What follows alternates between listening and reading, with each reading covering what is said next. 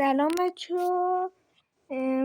ما امروز اومدیم که یه چیزی به شما بگیم که اینه ما از این به بعد ویدیوهای GTA رو حذف میکنیم و ویدیوهای فری فایر میذاریم واسهتون که میخوام الان یه ذرهشو واسهتون برم، یه ذرهشو تا موقعی که ما بریم تو بازی.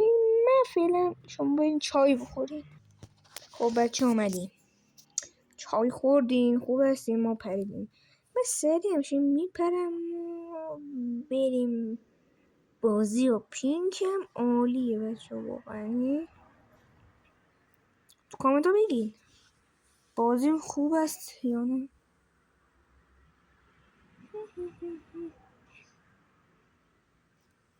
ای بچه ها کمک.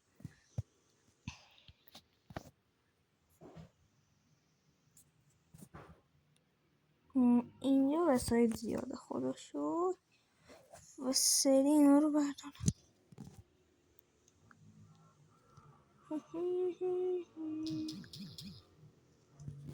وای دشمن.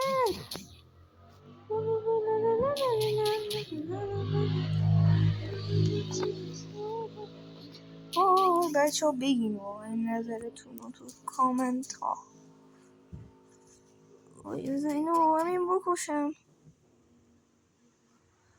بچه ها حتما تو کامنت ها نظرتون رو به من بگین واقعا.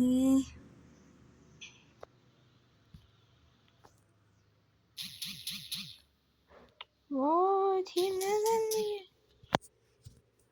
خب تیر نزن. بچه ها اینو مرد. بچه ها اینم از این دیگه. چی میخواین؟ دارم از همه که واسهتون ویدیو میذارم.